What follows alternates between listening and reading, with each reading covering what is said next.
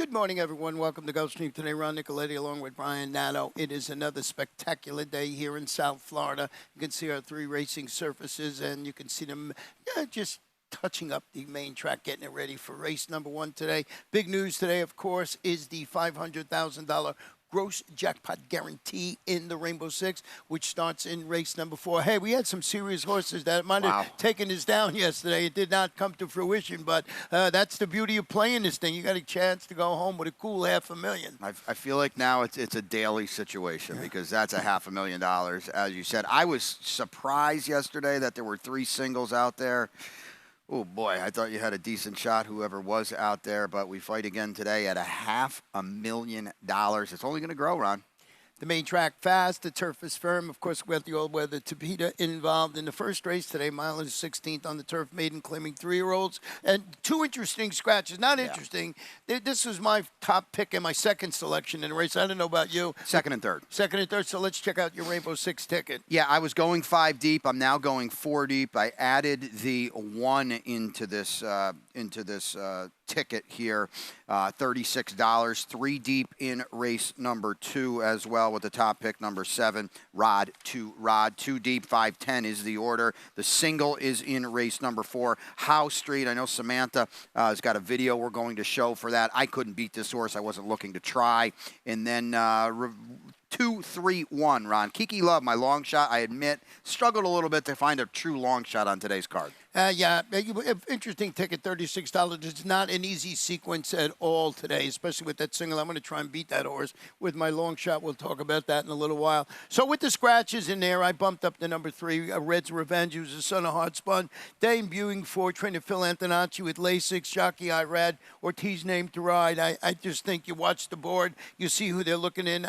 Probably Brian, the 7, Lucanashis, is probably the one to beat now for Kevin Attard, who's running up there on the Tapeta. Yeah, I mean, a dropper, a maiden special weight dropper, so we'll see what we get. We've said, maybe these Woodbine horses need a race or 2 to acclimate themselves. But back to your horse, I mean, you got Irad here. I think that's very, very significant. This is a solid barn, mid-Atlantic kind of barn, and it's got a slew of works here. And I think, Ron, maybe picking up what you were kind of putting down in here, it's not a bad thing to be a first-time starter in a group like this. No, and your horse here, interesting. I almost put this, I had this one in third all along. I'm talking about the 9, Blue Maverick, is the son of Air Force Blue, stretching out on the turf. Yeah, I was hoping, wanting to get a price in here, 6-1 on the morning line. This horse had a little bit of a trip on debut, didn't really break and checked some and lost a few lengths in positions. When you do that on debut, 5 furlongs on the Tapeta, you're in a bad spot. Yeah. And I thought, to his credit, he ran on a little bit late. Now we're going to stretch out. We're going to try the turf. I'm throwing something at the wall here. This is a solid barn, though. Yeah, it's just a wide open affair. So if you have some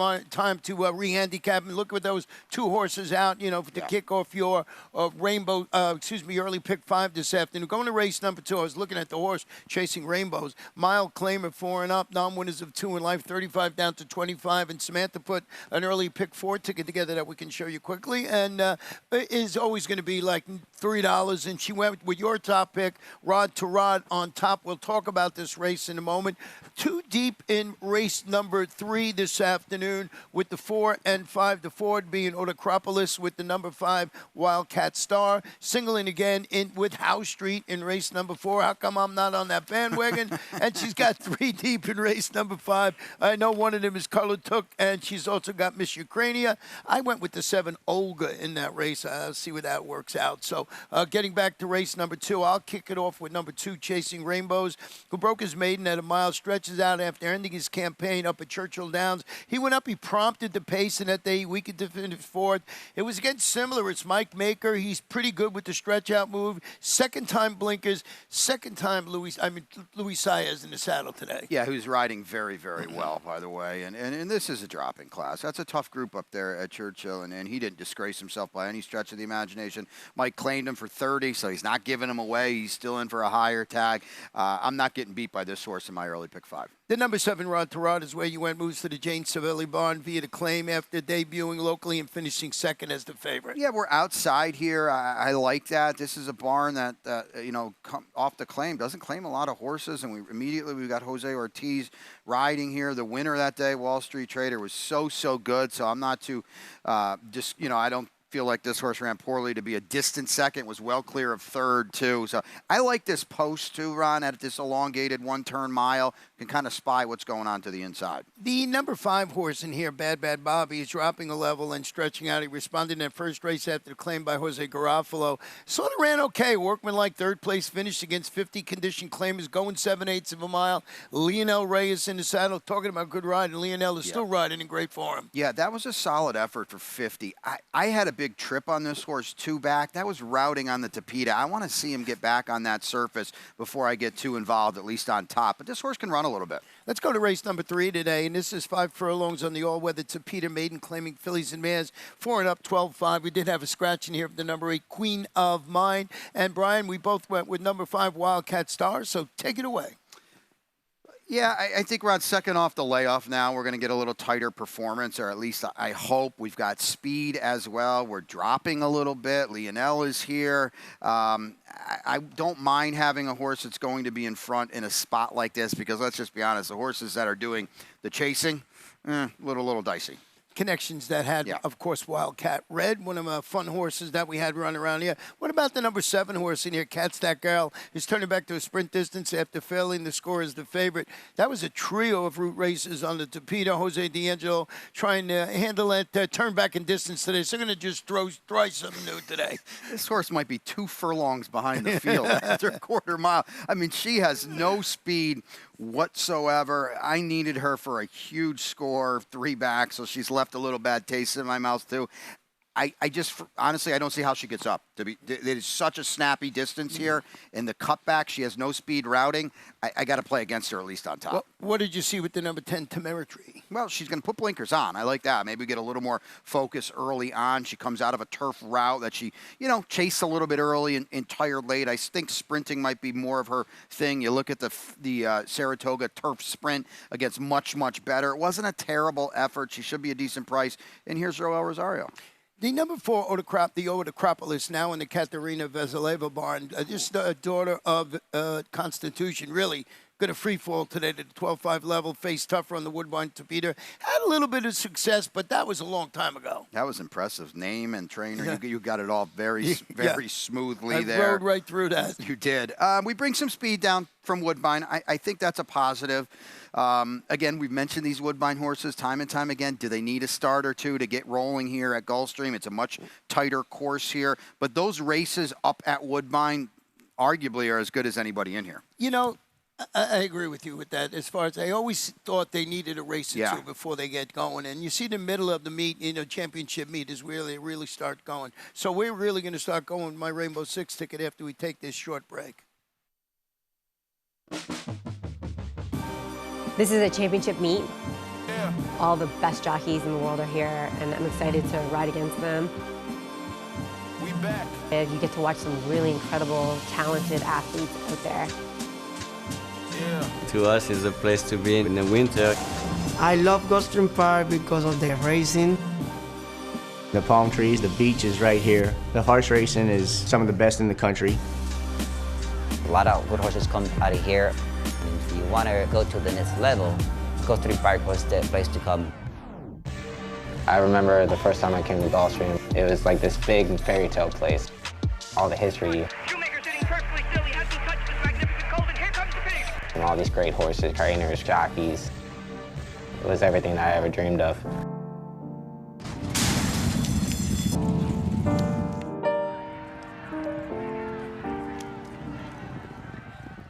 Welcome back to Gulfstream today. Ron and Brian, a big star up there in West Palm Beach.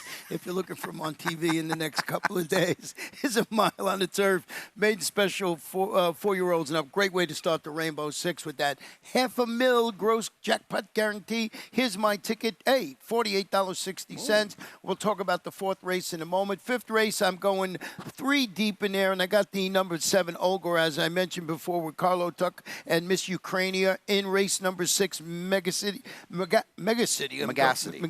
that's what I was saying. Border Town and the Therapist in there. In race number 7, the 3, Strong Quality.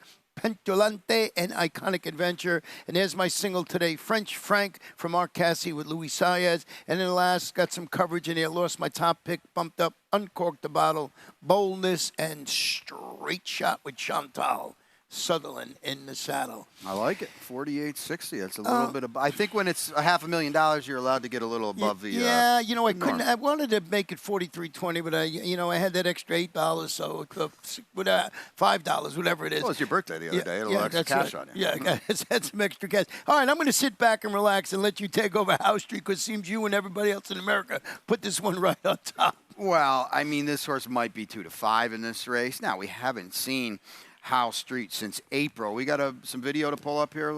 Yeah, Samantha got to work for him on the turf up at Palm Meadows and just see him working over there. He's working in on the inside. Yeah, he's working in concert with Aruba. And it's just, seeing we got there stretching his legs. Good to see that because, as you said, he broke from post 12 last time. Yeah. It was a good performance, but it was last April. Well, that's the issue here now.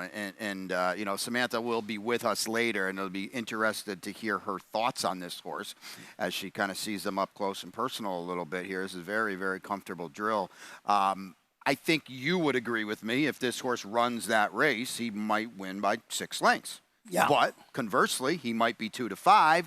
We haven't seen him since April, so there are questions attached to him. And again, we're gambling here. This is a great spot. If you want to try to beat him, this is a great spot to do it because he could certainly need a race. He didn't show a lot of speed at Aqueduct, and this is a much different turf course. That's not necessarily the style you want to employ, but I'm just going to think Jorge Abreu's got him ready to roll, and Jose is here. And the other thing, too, Ron, and then I'll throw it back to you. To me, if you don't use House Street, who you using? That's the tricky part. Well, we're going to talk about my long shot, but first I want to show you a stat on Jorge Abreu with the layoff of 180 days plus. Route races on the turf. He's 3 for 26, 12%, 23% in the money. $1.04 is the return investment. Just throw that into the fact why. I thought maybe if I had a chance to go with a long shot, and I'll tell you about the number 2, Tis Eternal is 15-1. This is a $300,000 New York bred. Now, they gelded this horse. He's the son of Tiz now. He makes his career turf debut, the first start since failing to show much in his 7-furlong debut at Saratoga. It was a long time ago. He dwelt at the start. It was nothing, but he's been working well for Barclay Tag.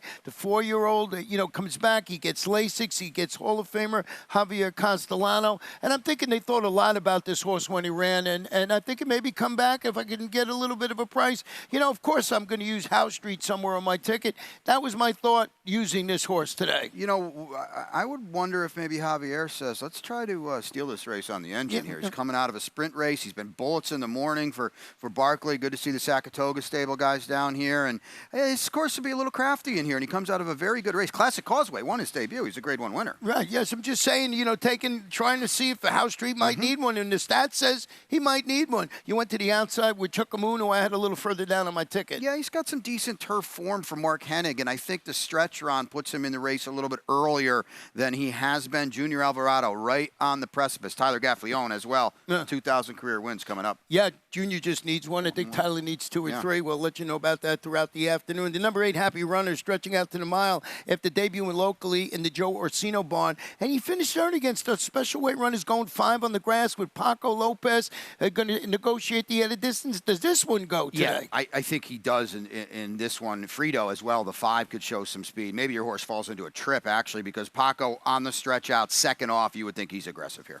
That's Fredo, because that's from The Godfather, which you refused to watch. I thought that was Jerry's neighbor's parent on Seinfeld. Jerry killed Fredo. Fredo, that was it. He's my Fredo, actually, in here. Tito, I thought. 7 furlong starter optional claiming Phillies 3-year-old start 50 or less of the optional tag 55 in here. And Samantha was kind enough to put a late pick 5 ticket together. Let's cruise through it. Oh, $18 for her. That's a lot. She's single in Miss Ukraine right on top. Aggressive. Race number 6, she's got lots of coverage. And Megacity is probably the top one. I don't know which one, top one, but she's certainly using a bunch of horses in there. Race number 7, she does have strong quality, along with Petulante. And then in race number 8, she does have the 5, 7, and 8, and that 8 being my single today, French Frank and Boston Princess. And she's just going with uncorked the bottle in the last half of the scratch in that race. I'll tell you what, I like what she's doing in race 5 because I I might be totally wrong, but I would think Miss Ukraine is a very, very heavy favorite in here because you look at her maiden win at 4-5, 2 back. She wins by the length of the stretch. Then she gets thrown in the deep end of the pool in the cash run, and she didn't run terribly. She's just not that kind of horse. Well, now she's back with her friends in here, and, to me, she looks about 7 or 8 to 5 in here. The number 7 Olga is stretching out to the 7 furlongs with Lasix added today after following that stalk to pace third against 75, 2 lifetime optional claimers. That was a couple of starts back. Comes back, stalks and fades against state-bred allowance runners last time out. Solid half-mile gate work in preparation for this assignment. I used your 2-horse Kiki Love a little back. I'm not sold on Miss Ukrainian. That's fine, and I'm not going to beat you up for that because, the other thing, too, with Miss Ukrainian now, she loses by 10, 11 lengths here in a stakes race. You don't know how she's going to come back from that. It's a relatively short rest. Kiki Love is my long shot in here. I thought she had a trip last time and still ran relatively well. I was not sold on Miss Ukrainian either. I didn't want to take a short price on her. I'm going to fade Olga. If she beats me, I'll golf clap and I'll play my late pick 4 because this is not a horse I want today.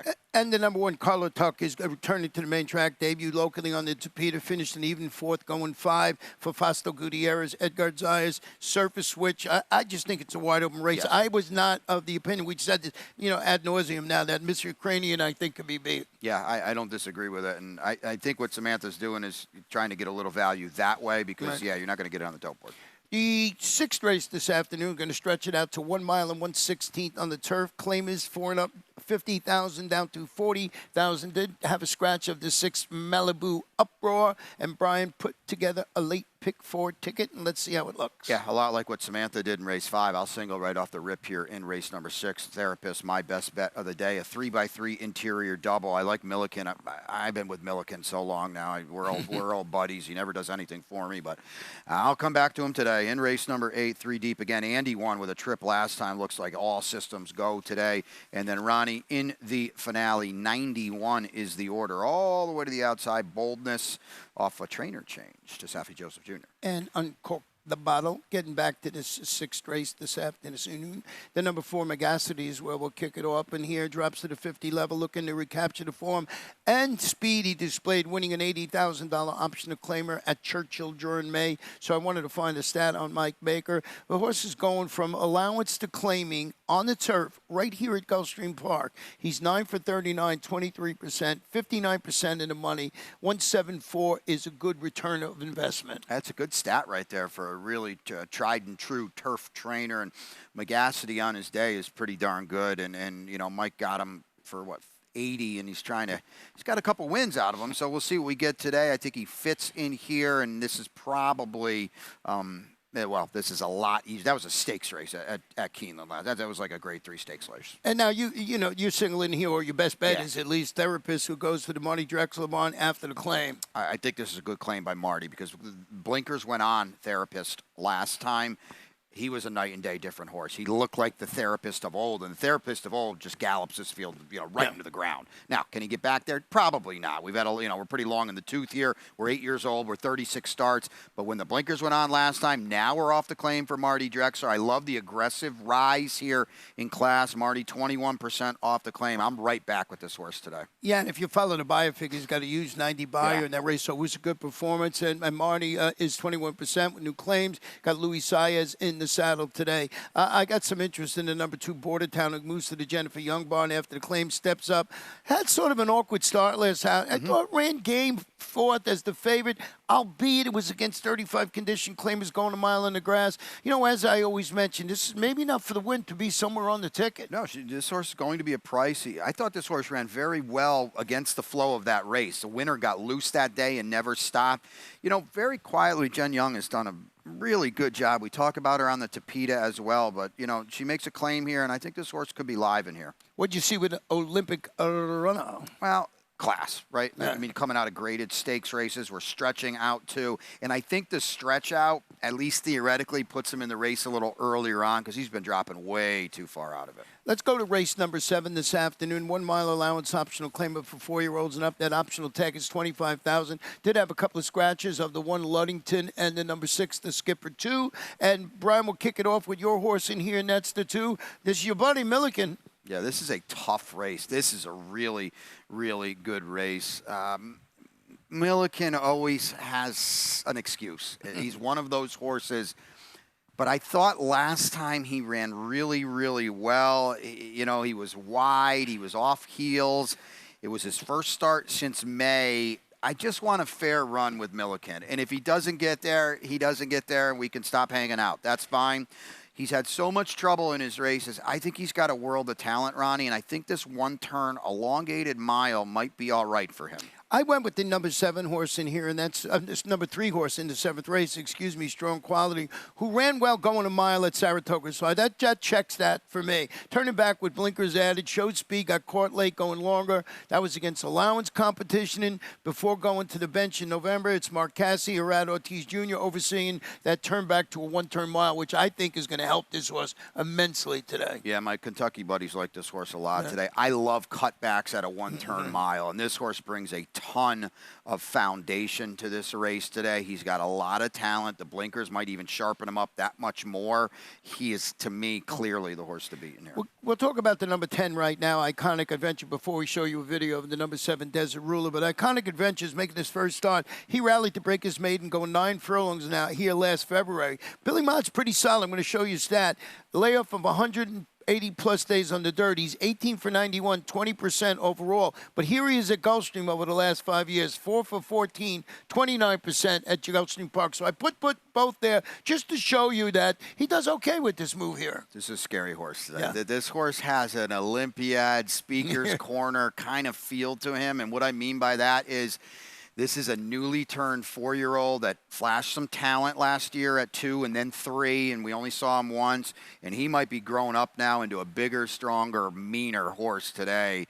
And you better look out. I don't know if you remember this race or not. He looped that field going 9 furlongs. You don't do that winning those kind of races here at Gulfstream Park. Does he need a race? Maybe. He's facing winners. Okay. This is a scary horse this year. We're going to go back and show you the performance.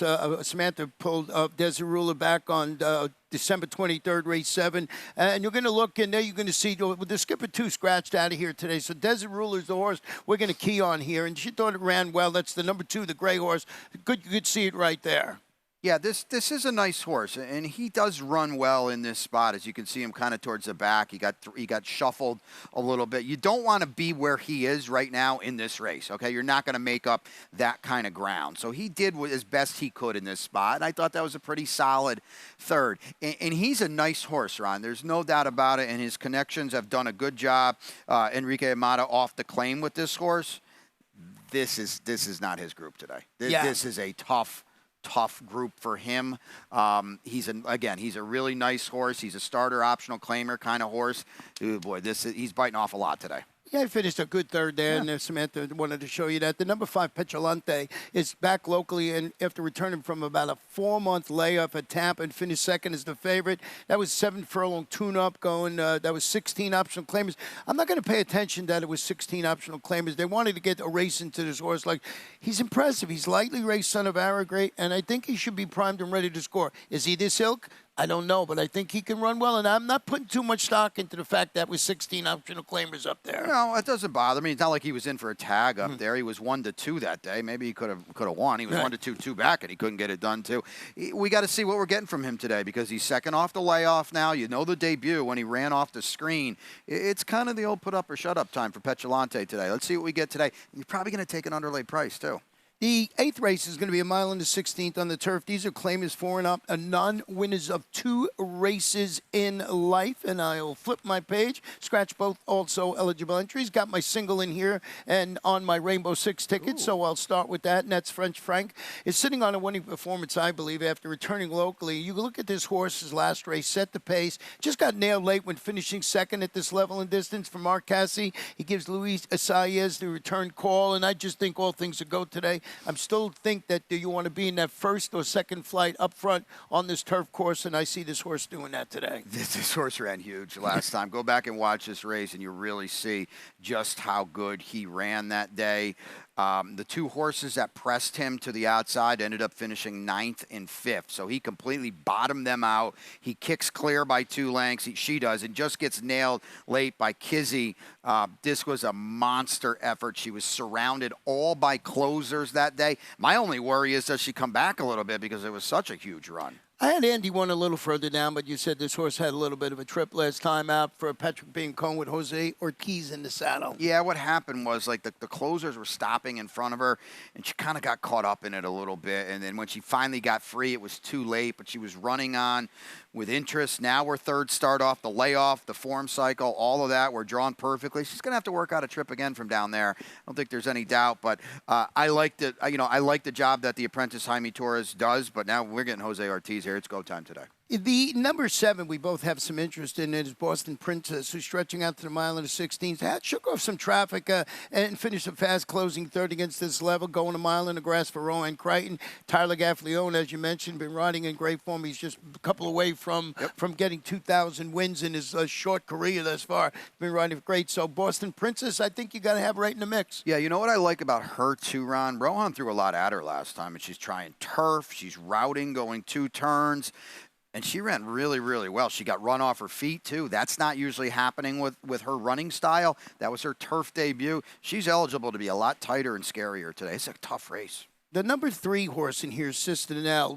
We both you used it a little further down in your ticket. This is Todd Pletcher. It's actually third choice on the morning line. Samantha pulled a video that she wants to show the head-on replay of this horse, and we're looking at this the number 9 that day, and she's just showing that this horse was out near the popcorn stand. Yeah, I mean it's way wide out here in this spot here, and she's got some talent, I think, but you know she didn't do any running last time, and now she's in for 20, and this is just an odd set of circumstances today, and it's good to see Irad get aboard. The bad thing is it's, when you have Hall of Fame connections, and Irad's on his way there, obviously, but Todd Pletcher, and you get a short price, and you get a short price on a complete unknown here today. Yeah, I left it off the ticket totally. I mean, the number 1 Demogorgon, who ran well on the turf against Better here last year, drops to the 20 level after failing to show much. Now, that was both going long and short on Peter against 50 starter optional claimers. Kent Sweezy, Edgar Zayas. The surface switch today, I think this is the spot where this horse can compete very well. No, I agree with that. It's also going to be the first time she's running on turf for Kent, and she's drawn well. She's got speed, too. If you're kind of picking up what we're putting down here, this is a tough race. Yeah, very, very much. The final race today, race number 9 this afternoon, is a 6-furlong sprint. Starter optional claim of 4-year-olds and up starter for 8 or less, or the tag of 16. A couple of scratches in here, one being a big one, C Trident, and the number 7, Acor. Both of those were declared out. I had the number 7 on top, so I bumped up the number 1 on Cork to Bottle, a 4-time winner at the distance. Turns back, he came off the bench, and he actually nailed C Trident, who wins a lot of races here, going 7 furlongs in the slop last time out. Old C Trident, wins every race he pretty much runs. So that's a good effort. It was in the slop. Did it flatter him? I don't know. He's 7 for 16 on our main track in here. This post I thought was a little tricky today. He's been running longer, too, in his last 2 starts, Ron. He's going to have to hustle from down there today. This is an interesting barn change with the horse you have on top, Boldness, now in the Sappy Joseph Jr. barn. Makes his first start this gelding. Yeah, and he, got beat up by C. Trident last time, but it was a good third, and Sappy's got something to work with here. We talked a lot about how he's been claiming horses and running a lot. He won a couple the other, yesterday, for that matter. This is a barn switch. We get Edgar Zayas, too. I like this post. I always had him on top. I didn't scratch into him. Right. I had Boldness on top. He's fresh. Yes. That's a good point. We talking about C. Trident. That was a little while back. So he's fresh in there. The number 8, who I added at the end, who I had in 4th, I bumped up to 3rd. His straight shot is back locally for Jorge Delgado. Boy, this horse had a really good summer. Won a couple of races, back-to-back races up there in Delaware and we're in Monmouth, wherever it was, and ran well. Chantal's going to be in the saddle. Yeah, he's got big figures. He's got a lot of speed. It gives Chantal some options of what she wants to do with this horse. He'll be involved throughout. The scratch of C. Trident is important on 2 fronts, too, because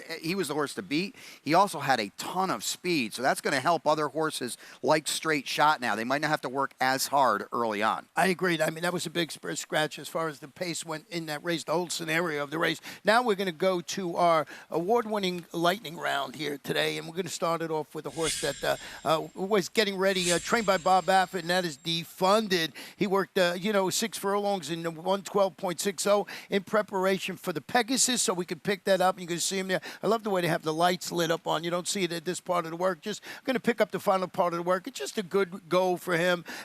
Final prep for the Pegasus. And Bob Baffert's come here and had a lot of success in the Pegasus World Cup. And don't forget, we'll have that draw on Sunday as well. The entire card will be drawn, but we'll draw the 3 Pegasus races in between our races here on Sunday. Defunded is coming in with a bullet because he's a Grade 1 winner in really, really good form. Yeah, I gave that work a B+ Is that what you did? myself. Yeah. We're gonna have a big day. We have the Winter Sprint Fest up at Laurel. 6 stakes involved in that, and that is on Saturday. So that is gonna be fun. There you can see a little bit of snow coming down. Snow? Yeah, I don't know what kind of weather we're gonna get up there, but 6 sprint stakes. It's a fun day, and that is a Saturday. So just adds to all the fun that we're gonna have here this weekend. With that said, another thing that is kicking off on Saturday is the Pick 5. The Coast to Coast is back, and there's the sequence. It starts with race 3 at Santa Anita. Big pools. I just filmed a little segment with my old buddy Jeremy Plonk, and Jeff Siegel is going to be involved in that too. So you can check that out on Twitter. This has been a very, very well-received bet, Ronnie. 15% takeout. I feel like that dollar minimum too, it perks the interest up of a lot of people. You can get some big scores. I think last Sunday I paid 16 grand. Wow, 16 grand. So that will be on Saturday. And we got to remind you once again, because time is running out, you got to get your tickets for the Pegasus World Cup. You see, you can get a chance to see, well, like we saw today, Defunded working will be here for all the connections, Bob Baffert and everybody. So make sure you get your tickets. Your best bet today? Best bet today is you got to put oh, that's right, therapists in there in race number 6. Race number 6. Mine is in race number 8. It's French Frank at 7-2. And your long shot today is old Kiki Love. Kiki Love 6-1. I'm going swinging for the fences once again. When race 4 with Tis Eternal at 15-1 in there. And what's tomorrow? Beat the Expert. Beat the Legend, I thought. I'm in the Beat the Expert tomorrow. I'm in the hot seat, so that's always a lot of fun. Now, what you got to do with this, go on the web, click on the contest site, put your picks in, and see if you can beat me. And I've had a good run so far. You wouldn't know it, but I've had a good run. What I was going to say is, while you were not on the morning show yesterday, while you were doing push-ups in the office, I did give you did have 6 wins. I did. In week 1. So you threw the gauntlet down, and I think I actually said it during that week. I said, that is a mug that's throwing 6 winners at you. And lo and behold, that's the legend right there. So we're going to about the kickoff racing here today. Of course, before we get going, we're going to turn it over to Peter Aiello with all the scratches changes. And, of course, Samantha will be joining us. Is Claudia on board today? Claudia is here and on board. Race 2 and 3. We got everything going on. We got about 65,000, 70,000 in that Pick 5 pool. I want to mention one other thing, too. Today, Claudia, you can get that contest. Pick that's more right. winners than Claudia on Friday. That's today. So make sure you can you do that and get involved in that. And you just go to the desk up front at Silks and sign up and see if you can pick more chance to win $500. So lots going on. There you go. What a job upstairs. You could see that, but you got to get them in before 2 o'clock. Yeah, get in on that over in Silks, 2 o'clock, or check the website out as well. We got a lot going on, and like Ronnie said, up to Pete, and he'll guide you through this card today. We're ready for the start. They're off.